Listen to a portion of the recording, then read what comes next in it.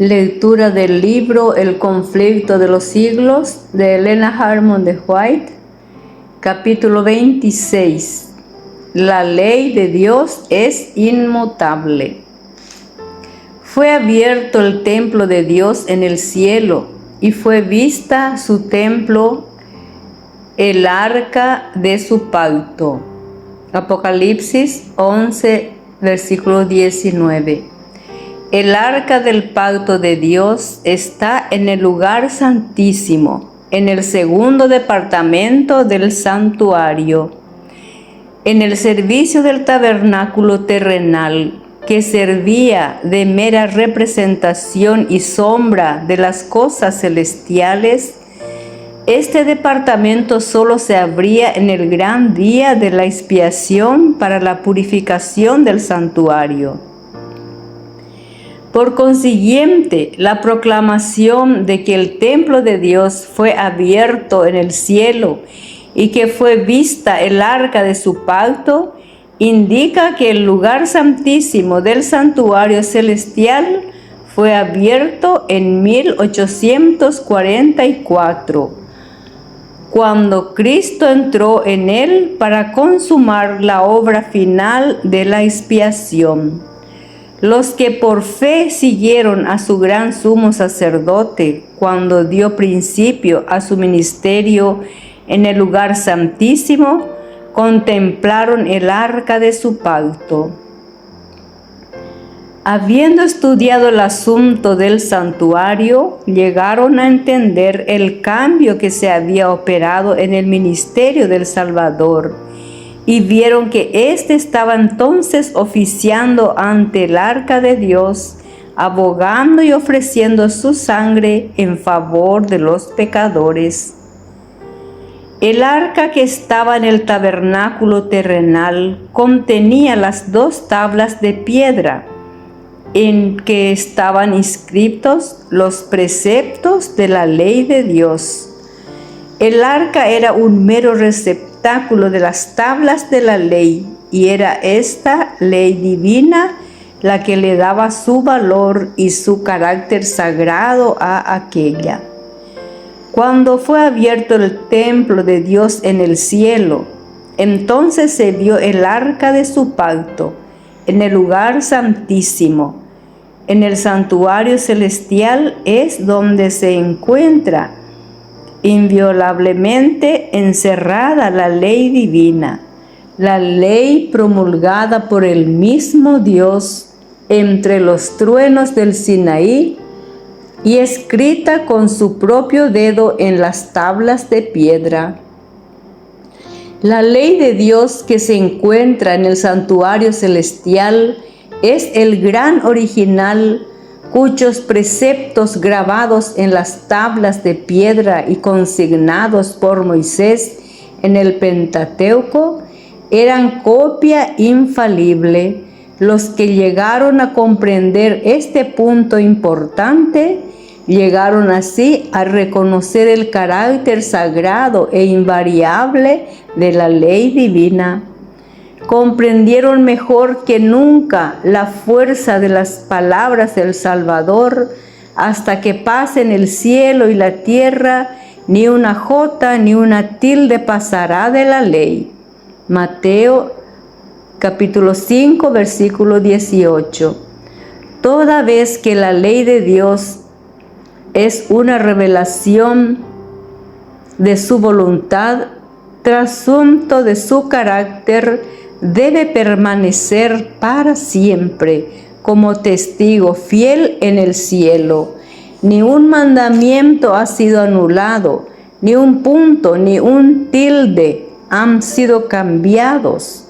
Dice el salmista: hasta la eternidad, oh Jehová, tu palabra permanece firme en el cielo. Seguros son todos sus preceptos, establecidos para siempre jamás. Salmo 119, versículo 89 y 111, versículos 7 y 8. En el corazón mismo del Decálogo se encuentra el 4.º mandamiento, tal cual fue proclamado originalmente. Acuérdate del día del sábado para santificarlo.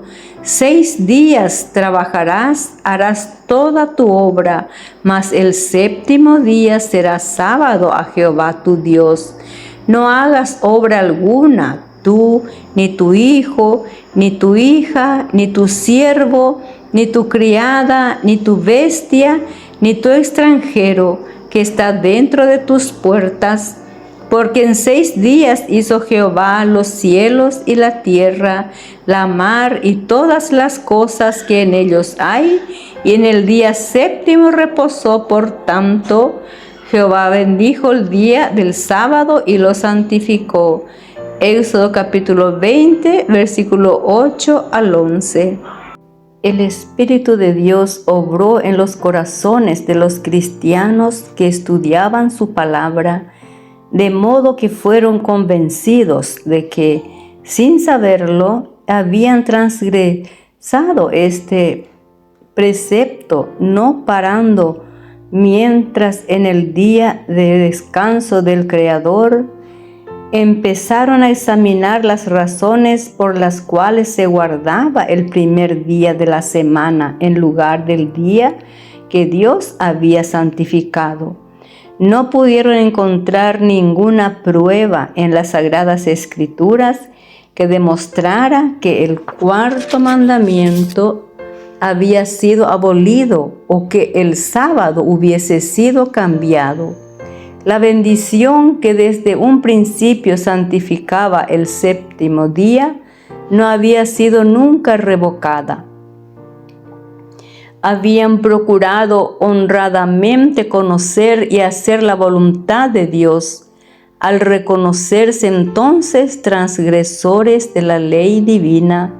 Sus corazones se llenaron de pena y manifestaron su lealtad hacia Dios, guardando su santo sábado.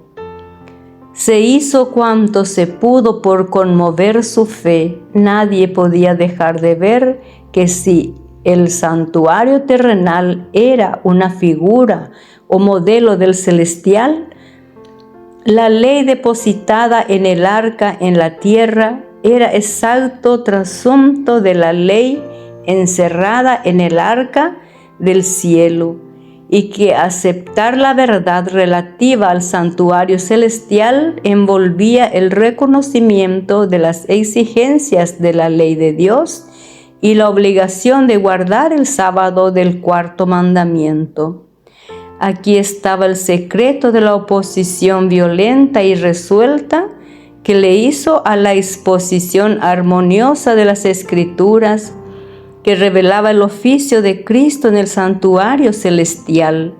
Los hombres trataron de cerrar la puerta que Dios había abierto y de abrir la que Él había cerrado, pero el que abre y ninguno cierra, y cierra y ninguno abre, había declarado: He aquí, he puesto delante de ti una puerta abierta, la cual nadie podrá cerrar. Apocalipsis capítulo 3, versículos 7 y 8. Cristo había abierto la puerta u oficio del lugar santísimo. La luz brillaba desde la puerta abierta del santuario celestial y se vio que el cuarto mandamiento estaba incluido en la ley allí encerrada. Lo que Dios había establecido, nadie podía derribarlo. Los que habían aceptado la luz referente a la mediación de Cristo y a la perpetuidad de la ley de Dios, encontraron que estas eran las verdades presentadas en el capítulo 14 del Apocalipsis. Los mensajes de este capítulo constituyen una triple amonestación que debe servir para preparar a los habitantes de la tierra para la segunda venida del Señor. La declaración: ha llegado la hora de su juicio, indica la obra final de la actuación de Cristo para la salvación de los hombres. Proclama una verdad que debe seguir siendo proclamada hasta el fin de la intercesión del Salvador y su regreso a la tierra para tomar a su pueblo consigo. La obra del juicio, que empezó en 1844, debe proseguirse hasta que sean falladas las causas de todos los hombres, de los vivos como de los muertos. De aquí que deba extenderse hasta el fin del periodo de prueba concedido a la humanidad, y para que los hombres estén debidamente preparados para subsistir en el juicio. El mensaje les demanda: temed a Dios y dadle gloria, y adorad al que hizo el cielo y la tierra, y el mar y las fuentes del agua. El resultado de la aceptación de estos mensajes está indicado en las palabras: en esto está la paciencia de los santos, los que guardan los mandamientos de Dios y la fe de Jesús. Para subsistir ante el juicio, tiene el hombre que guardar la ley de Dios. Esta ley será la piedra de toque en el juicio. El apóstol Pablo declara: ¿cuántos han pecado bajo la ley y por la ley serán juzgados? En el día en que juzgará a Dios las obras más ocultas de los hombres por medio de Jesucristo. Y dice que los que cumplen la ley serán justificados. La fe es esencial para guardar la ley de Dios, pues sin fe es imposible agradarle, y todo lo que no es de fe es pecado. Romanos capítulo 2, versículo 12 al 16. El primer ángel exhorta a los hombres a que teman al Señor y le den honra, y a que le adoren como Creador del cielo y de la tierra. Para poder hacerlo deben obedecer su ley. El sabio dice: teme a Dios y guarda sus mandamientos, porque esto es la suma del deber humano. Eclesiastés capítulo 12 y versículo 13. Sin obediencia a sus mandamientos, ninguna adoración puede agradar a Dios. Este es el amor de Dios, que guardemos sus mandamientos. Hebreos capítulo 11 y versículo 6. El que aparte sus oídos para no escuchar la ley, verá que su oración misma es cosa abominable. Proverbios capítulo 28 y versículo 9. El deber de adorar a Dios estriba en la circunstancia de que Él es el Creador y que a Él es a quien todos los demás seres deben su existencia. Y en donde quiera que la Biblia presente su derecho a nuestra reverencia y adoración, con preferencia a los dioses de los paganos, enumera las pruebas de su poder creador. Todos los dioses de las naciones son ídolos, pero Jehová hizo los cielos. Salmos capítulo 96 y versículo 5. ¿A quién pues me compararéis para que yo sea como Él? Dice el Santo. Levantad hacia arriba vuestros ojos y ved, ¿quién creó aquellos cuerpos celestes? Así dice Jehová, creador de los cielos. Él solo es Dios, el que formó la tierra y la hizo.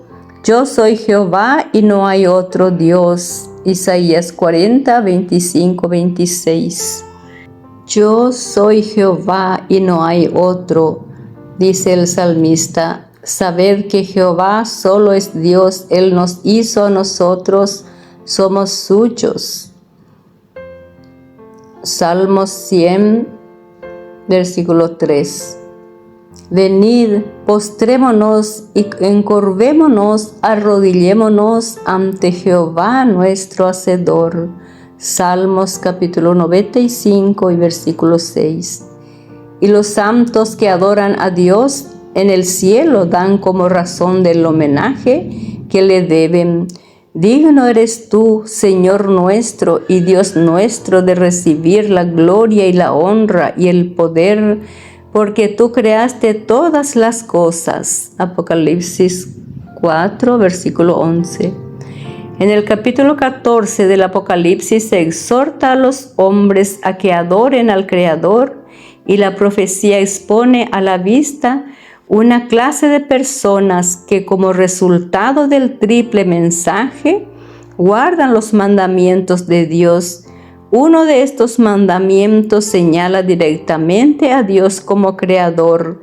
El cuarto precepto declara: el séptimo día será sábado a Jehová tu Dios, porque en 6 días hizo Jehová los cielos y la tierra, el mar y todas las cosas que en ellos hay, y en el día séptimo reposó. Por tanto, Jehová bendijo el día del sábado y lo santificó. Éxodo capítulo 20, versículos 10 y 11. Respecto al sábado, el Señor dice además que será una señal. Éxodo 31, versículo 17. Para que sepáis que yo soy vuestro Dios. Ezequiel capítulo 20, versículo 20.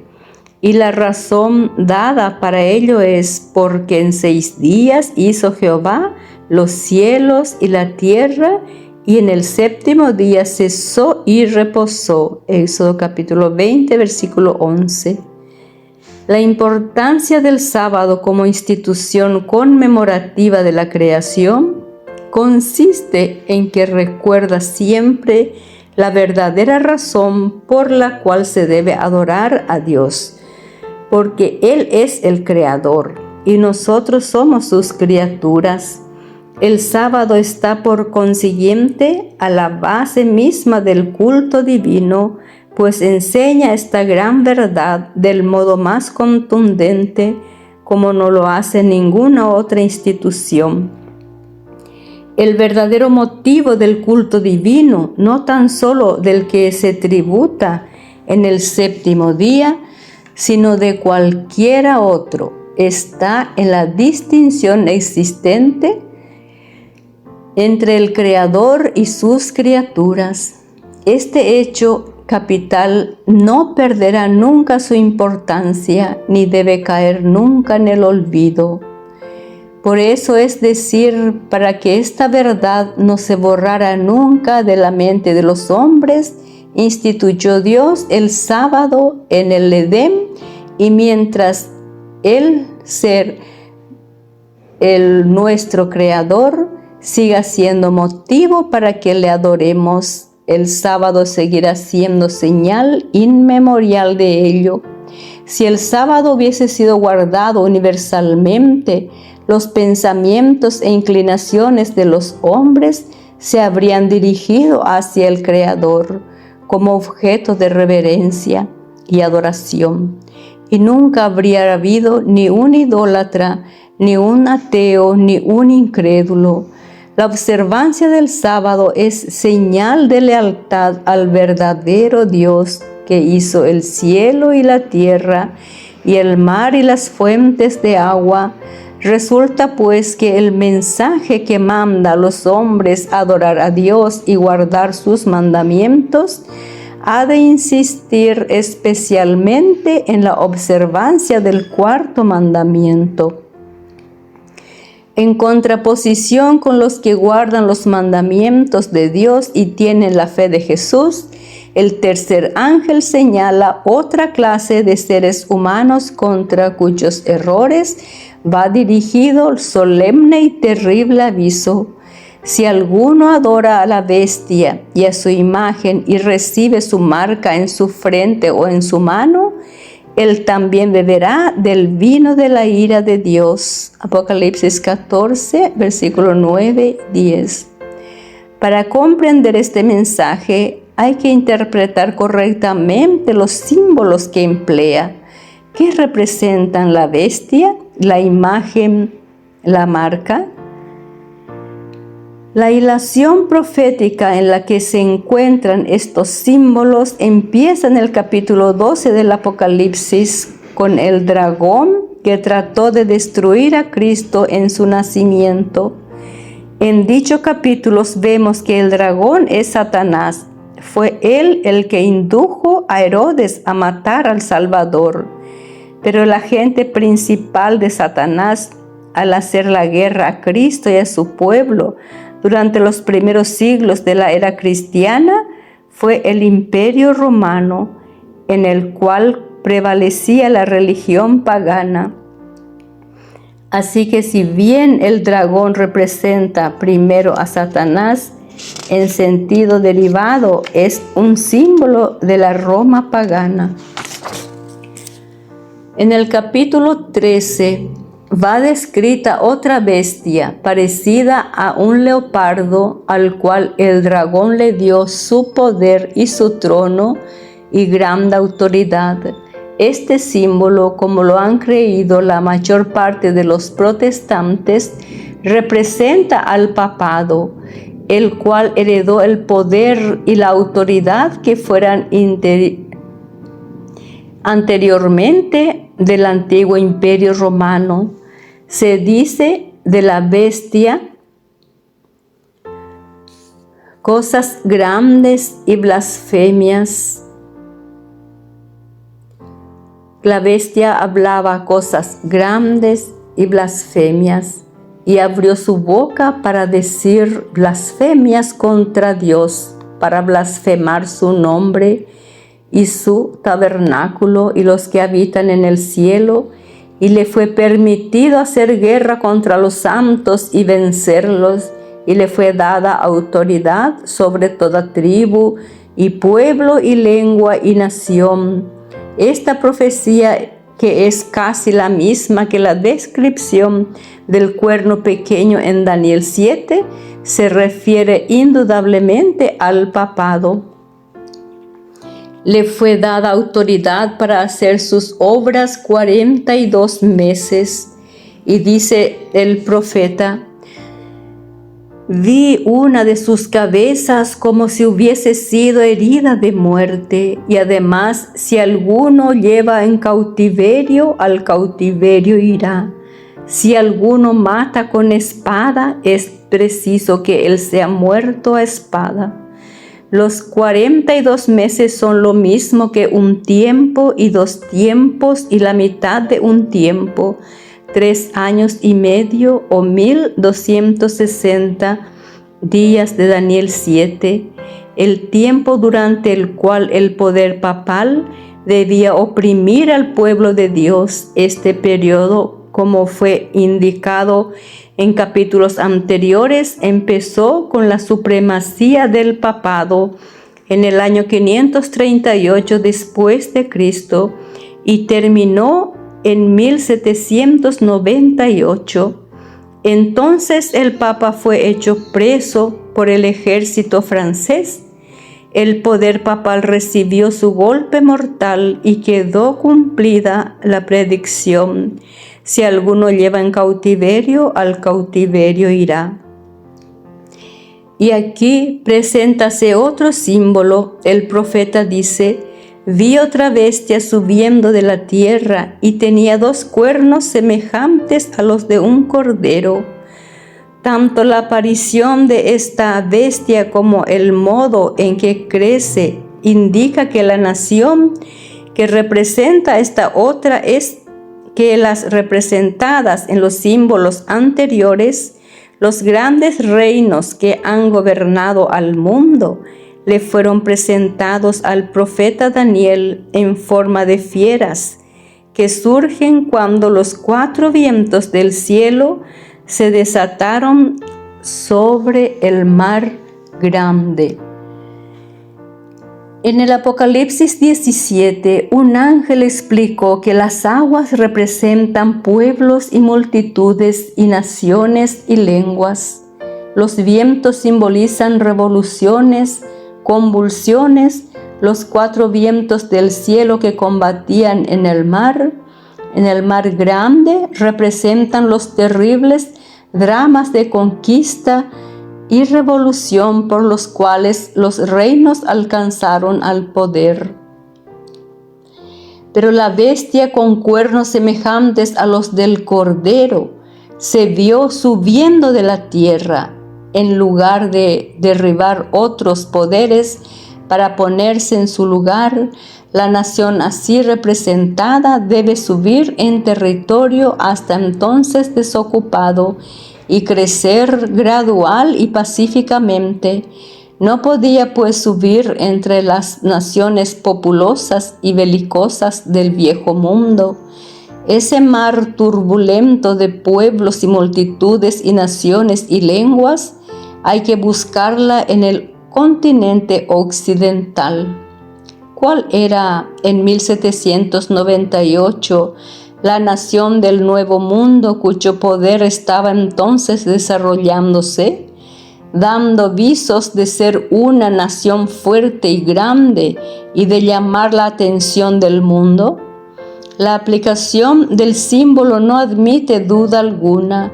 Una nación, y solo una, responde a los datos y rasgos característicos de esta profecía.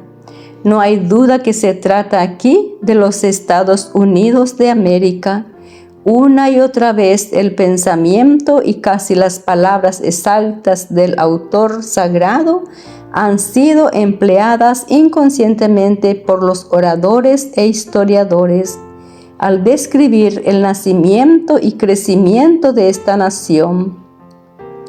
El profeta vio la bestia subiendo de la tierra y según los traductores la palabra dada aquí por subiendo significa literalmente creciendo como una planta.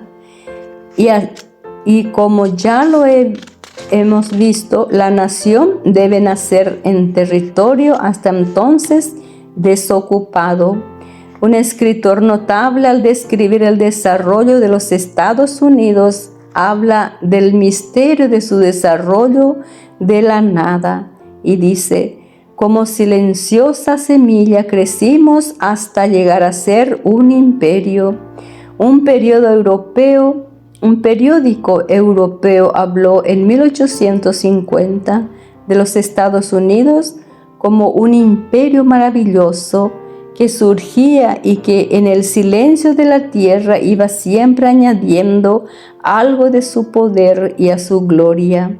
Eduardo Everett, en un discurso sobre los peregrinos fundadores de esta nación, dijo: buscaron un lugar retirado cuya oscuridad lo haría inofensivo, cuyo aislamiento lo libraba de las guaridas de los déspotas. Donde la pequeña iglesia de Linden pudiese gozar de la libertad de conciencia, he aquí las inmensas regiones sobre las cuales en pacífica conquista han plantado los estandartes de la cruz. Y tenía 2 cuernos semejantes a los de un cordero. Los cuernos semejantes a los de un cordero representan juventud, inocencia y dulzura, rasgos verdaderos del carácter de los Estados Unidos cuando fue presentado al profeta. Subiendo en 1798 entre los cristianos expatriados que huyeron los primeros a América y que buscaban un asilo contra la opresión real y la intolerancia sacerdotal, había muchos que determinaron establecer un gobierno sobre el amplio fundamento de la libertad civil y religiosa. Sus convicciones dieron forma a la Declaración de la Independencia, que hace resaltar la gran verdad de que todos los hombres son creados iguales y poseen derechos inalienables a la vida y a la libertad y a la persecución de la felicidad. Y la Constitución garantiza al pueblo el derecho del gobierno propio, su autonomía ciudadano, que los representantes elegidos por el voto popular proclamen y hagan observar las leyes. Además, fue otorgada la libertad religiosa pudiendo cada cual adorar a Dios según los dictados de su conciencia. El republicanismo y el protestantismo vinieron a ser los principios fundamentales de la nación. Estos principios son el secreto de su poder y de su prosperidad. Los oprimidos y pisoteados de toda la cristiandad se han dirigido a este país con afán y esperanza. Millones han fondeado en sus playas y los Estados Unidos han llegado a ocupar un puesto entre las naciones más poderosas de la tierra. Pero la bestia que tenía cuernos como de un cordero, hablaba como dragón y ejerce toda la autoridad de la primera bestia en su presencia y hace que la tierra y los que en ella habitan adoren a la bestia primera, cuya herida mortal fue sanada, diciendo a los que habitan sobre la tierra que hagan una imagen a la bestia que recibió el golpe de espada y sin embargo vivió. Apocalipsis capítulo 13, versículo 11 al 14. Los cuernos como de cordero y la voz de dragón del símbolo arrojan en extraña contradicción entre lo que profesa ser y lo que practica la nación así representada. El hablar de la nación son los actos de sus autoridades legislativas y judiciales. Por esos actos la nación desmentirá los principios liberales y pacíficos que ha declarado ser fundamento de su política.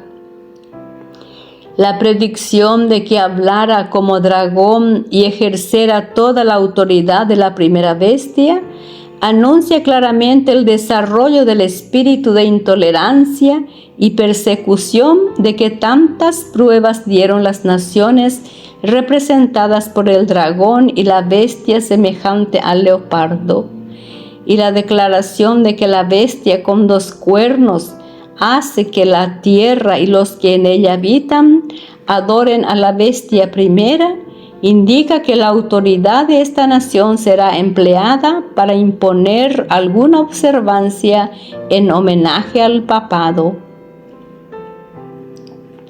Semejante actitud sería abiertamente contraria a los principios de este gobierno, al genio de sus instituciones libres, a los claros y solemnes juramentos presentados por la Declaración de la Independencia y contrarios finalmente a la Constitución. Los fundadores de la nación cuidaron con acierto que jamás se hiciera uso del poder civil por parte de la Iglesia y evitaron así los consabidos resultados, la intolerancia y la persecución.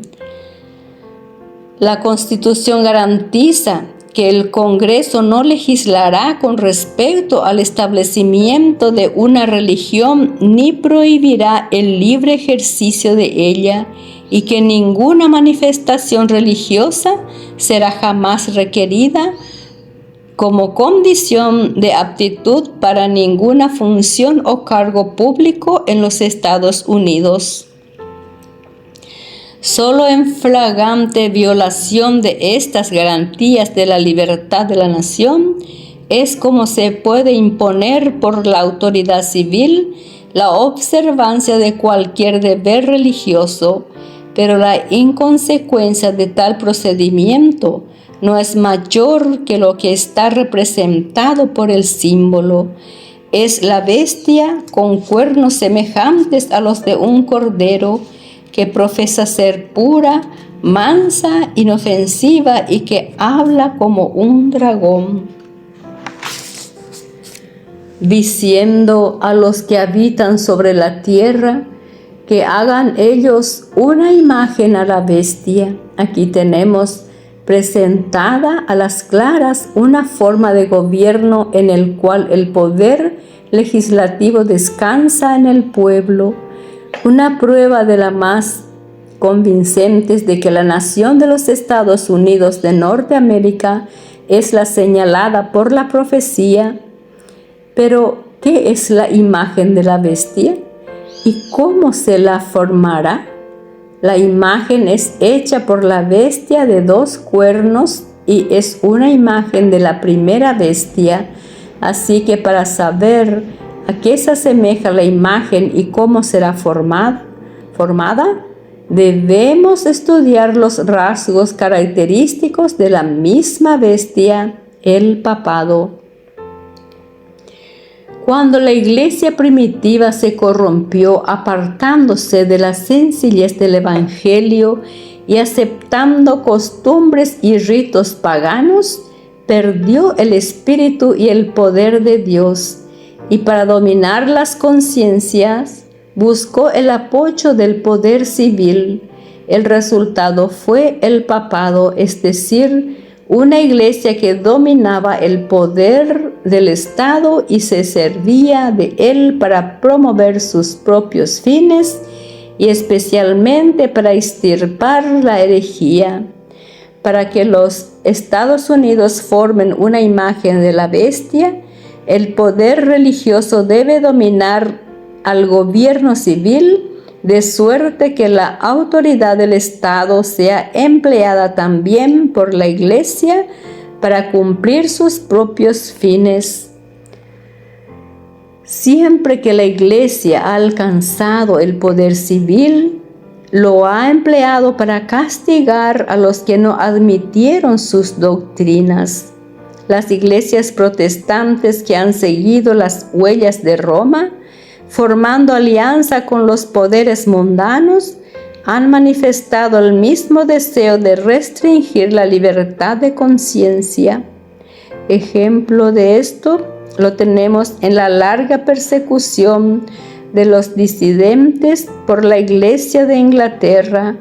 Durante los siglos XVI y XVII, miles de ministros no conformistas fueron obligados a abandonar sus iglesias y muchos pastores y mucha gente del pueblo fueron sujetos a multas, encarcelamientos, torturas y al martirio. Fue la apostasía lo que lo indujo a la iglesia primitiva a buscar la ayuda del gobierno civil, y esto preparó el camino para el desarrollo del papado. La bestia, San Pablo lo predice: vendrá la apostasía y será revelado el hombre de pecado. Segunda de Tesalonicenses capítulo 2 y versículo 3. De modo que la apostasía en la iglesia preparará el camino para la imagen de la bestia. Y la Biblia declara que antes de la venida del Señor habrá un estado de decadencia religiosa análoga a la de los primeros siglos.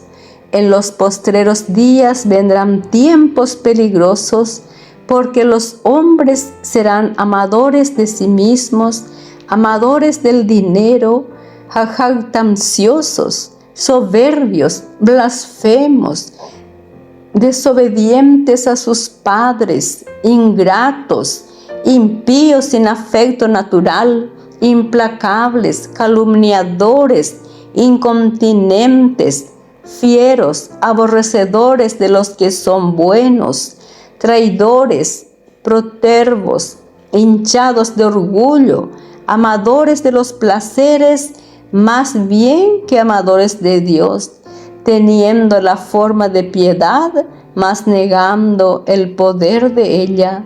Segunda de Timoteo capítulo 3, versículo 1 al 5.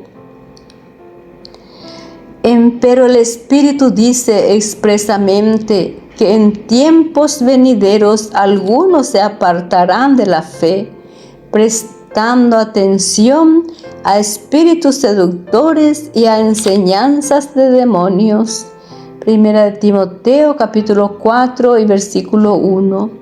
Satanás operará con todo poder y con señales y con maravillas mentirosas y con todo el artificio de la injusticia, y todos los que no admitieron el amor de la verdad para que fuesen salvos serán dejados para que acepten operación de error a fin de que crean la mentira. Segunda de Tesalonicenses capítulo 2 versículo 9 al 11. Cuando se haya llegado a este estado de impiedad, se verán los mismos resultados que en los primeros siglos. Muchos consideraban la gran diversidad de creencias en las iglesias protestantes como prueba terminante de que nunca se procurará asegurar una uniformidad forzada. Pero desde hace años se viene notando entre las iglesias protestantes un poderoso y creciente sentimiento en favor de la unión basada en puntos comunes de doctrina. Para asegurar tal unión debe necesariamente evitarse toda discusión de asuntos en los cuales no todos están de acuerdo, por importantes que sean desde el punto de vista bíblico. Carlos Becher, en un sermón predicado en 1846, declaró que el pastorado de las denominaciones evangélicas protestantes no está formado solo bajo la terrible presión del mero temor humano, sino que vive y se mueve y respira en una atmósfera radicalmente corrompida y que apela a cada integrante al elemento más bajo de su naturaleza para tapar la verdad y doblar la rodilla ante el poder de la apostasía. ¿No pasó así con la iglesia romana? ¿No estamos reviviendo su vida? ¿Y qué es lo que vemos por delante? Otro concilio general, una convocación, una convención mundial, alianza evangélica y credo universal. Cuando se haya logrado esto, entonces en el esfuerzo para asegurar completa uniformidad, solo faltará un paso para apelar a la fuerza. Cuando las iglesias principales de los Estados Unidos, uniéndose en puntos comunes de doctrinas, influyan sobre el Estado para que imponga decretos y sostenga las instituciones de ella, entonces la América protestante habrá formado una imagen de la jerarquía romana y la inflexión de penas civiles contra los disidentes vendrá de por sí sola. La bestia de dos cuernos ordena que todos los pequeños y grandes, así ricos como pobres, así libres como esclavos, tengan una marca sobre su mano derecha o sobre su frente, y que nadie pueda comprar o vender sino aquel que tenga la marca, es decir, el nombre de la bestia o el número de su nombre. Apocalipsis capítulo 13, versículos 16 y 17. La amonestación del tercer ángel es: si alguno adora a la bestia y a su imagen y recibe su marca en su frente o en su mano, él también beberá del vino de la ira de Dios. La bestia mencionada en este mensaje, cuya adoración es impuesta por la bestia de dos cuernos, es la primera bestia, o sea, la bestia semejante a un leopardo, de Apocalipsis 13, el papado. La imagen de la bestia representa la forma de protestantismo apóstata que se desarrollará cuando las iglesias protestantes busquen la ayuda del poder civil para la imposición de sus dogmas. Queda aún por definir lo que es la marca de la bestia. Después de amonestar contra la adoración de la bestia y de su imagen, la profecía dice: aquí está la paciencia de los santos, los que guardan los mandamientos de Dios y la fe de Jesús. Apocalipsis capítulo 14 y versículo 12. Dado que los que guardan los mandamientos de Dios están puestos así en contraste con los que adoran la bestia y su imagen y reciben su marca, resulta que la observancia de la ley de Dios por una parte y su violación por la otra forma la distinción entre los que adoran a Dios y los que adoran a la bestia. El rasgo más característico de la bestia y por consiguiente de su imagen es la violación de los mandamientos de Dios. Daniel dice: el cuerno pequeño, o sea, del papado, pensará mudar los tiempos y la ley. Y San Pablo llama al mismo poder el hombre de pecado.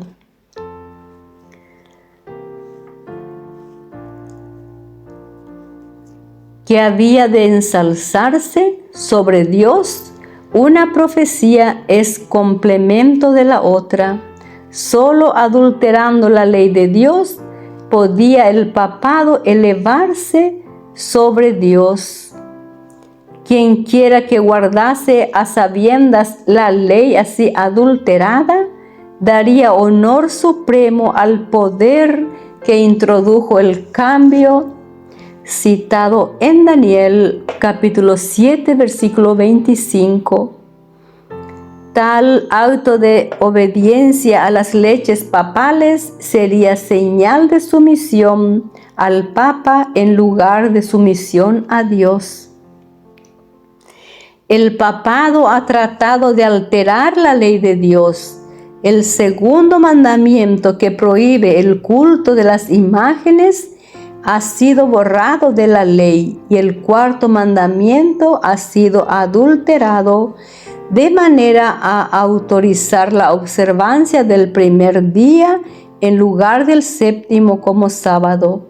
Pero los papistas aducen para contestar la supresión del segundo mandamiento, que este es inútil toda vez que está incluido en el primero, y que ellos dan la ley tal cual Dios tenía propuesto que fuese entendida.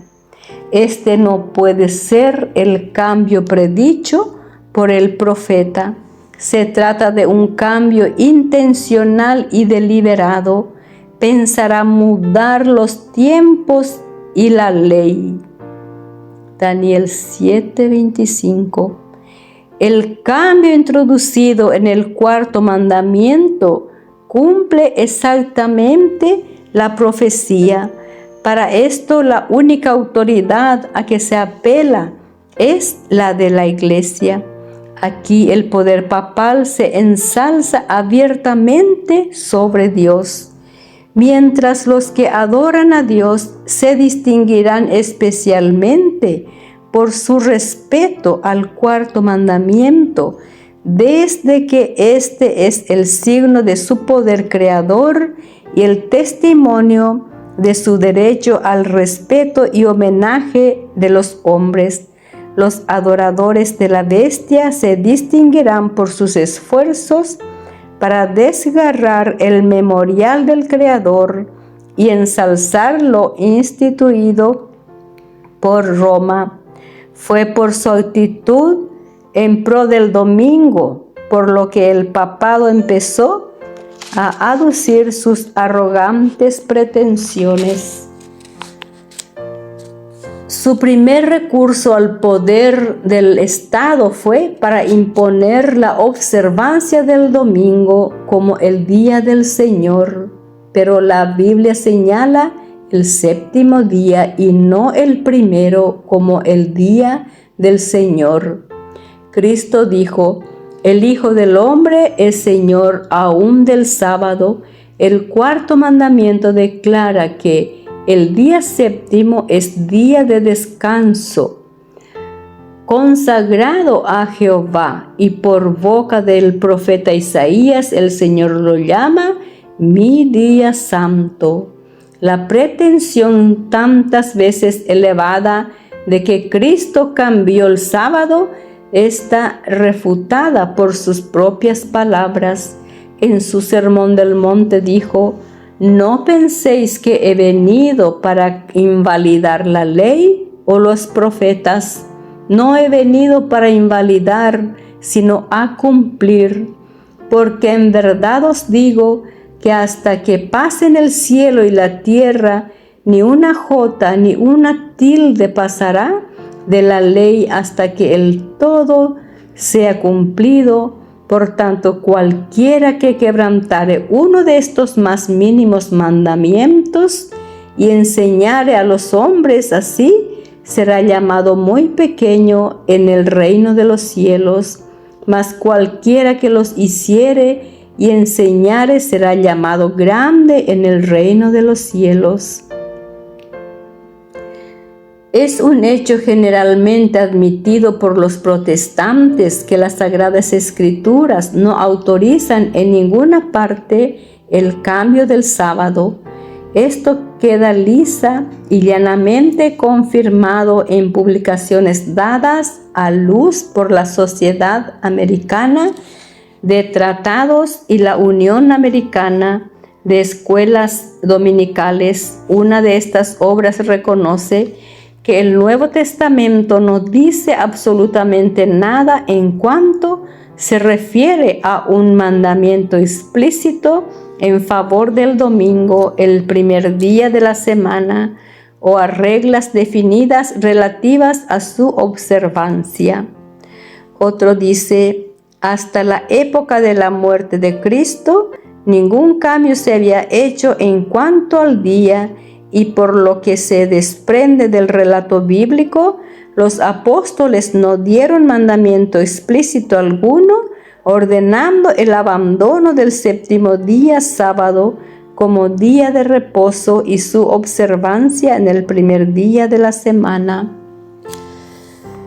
Los católicos romanos reconocen que el cambio del sábado como día de descanso fue hecho por su iglesia y declaran que los protestantes, al observar el domingo, reconocen la autoridad de ella.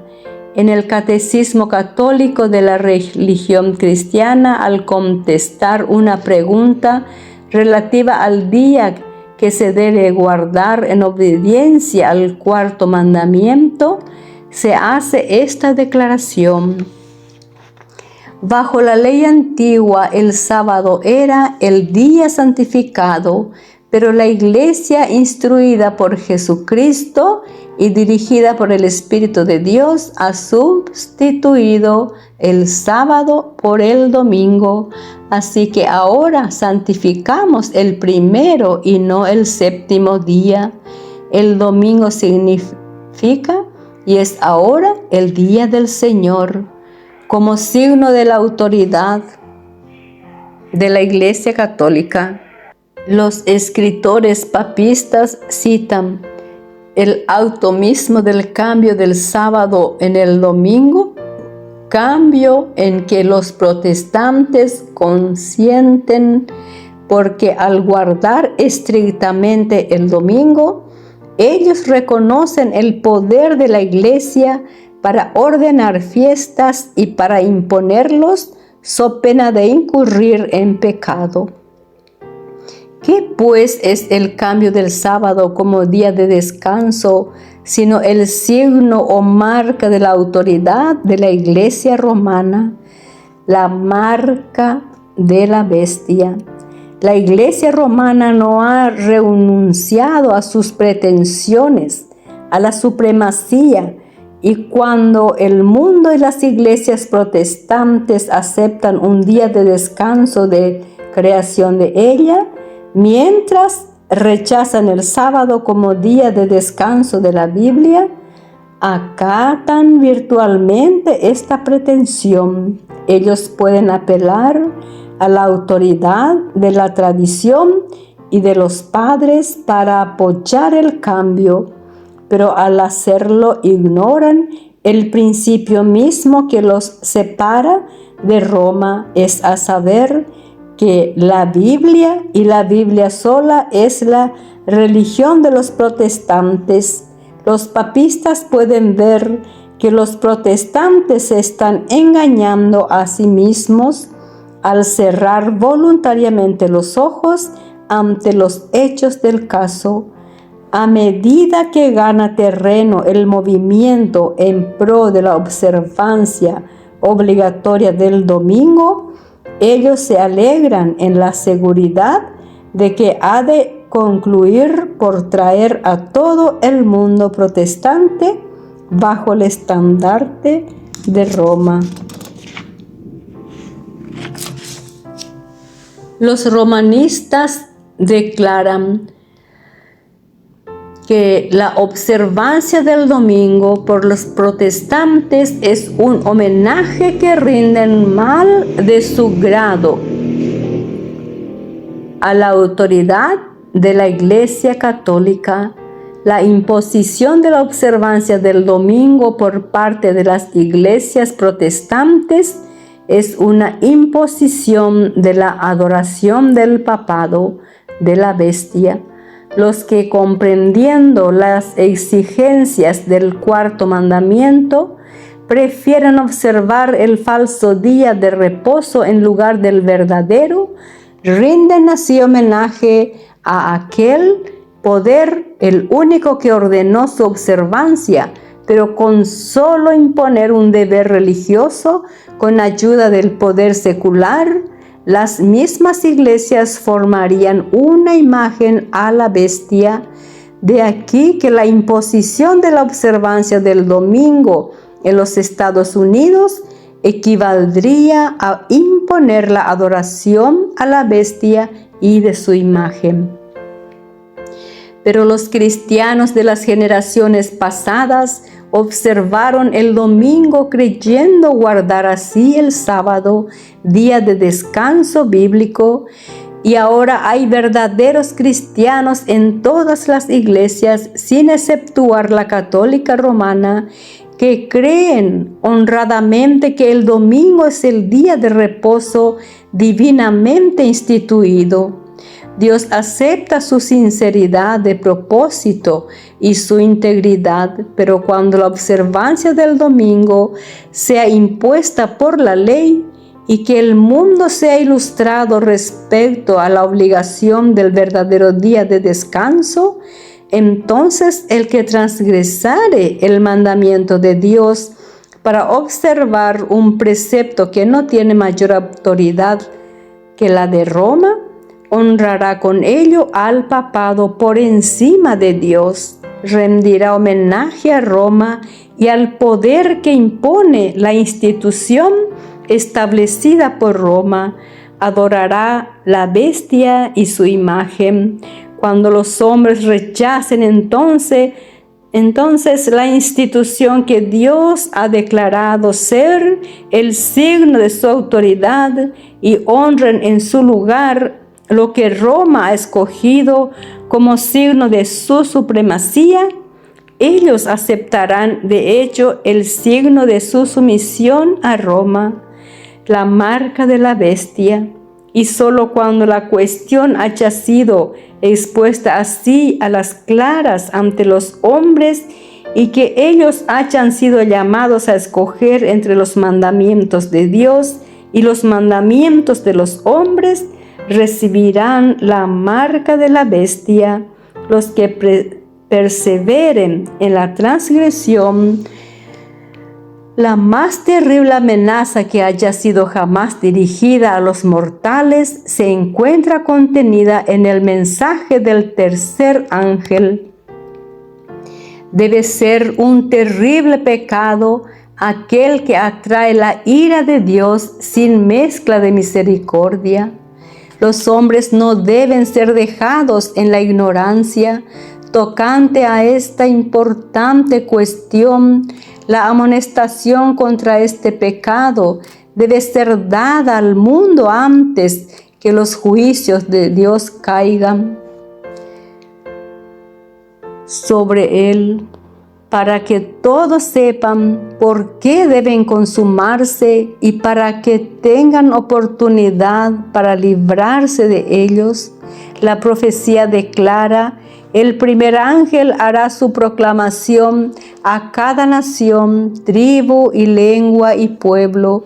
El aviso del tercer ángel, que forma parte de ese triple mensaje, no será menos propagado. La profecía dice de él que será proclamado en alta voz, un ángel volando por medio del cielo, y se impondrá a la atención del mundo. Concluida la lucha, toda la cristiandad quedará dividida en dos grandes categorías: la de los que guardan los mandamientos de Dios y la fe de Jesús, y la de los que adoran a la bestia y a su imagen y reciben su marca. Si bien la Iglesia y el Estado se unirán para obligarlos a todos, pequeños y grandes, así ricos como pobres, así libres como esclavos, a que tengan la marca de la bestia. Apocalipsis capítulo 13, versículo 16. Sin embargo, el pueblo de Dios no la tendrá. El profeta de Patmos vio que los que habían salido victoriosos de la prueba de la bestia y de su imagen y del número de su nombre estaban sobre aquel mar de vidrio, teniendo arpas de Dios, y cantaban el cántico de Moisés y del Cordero.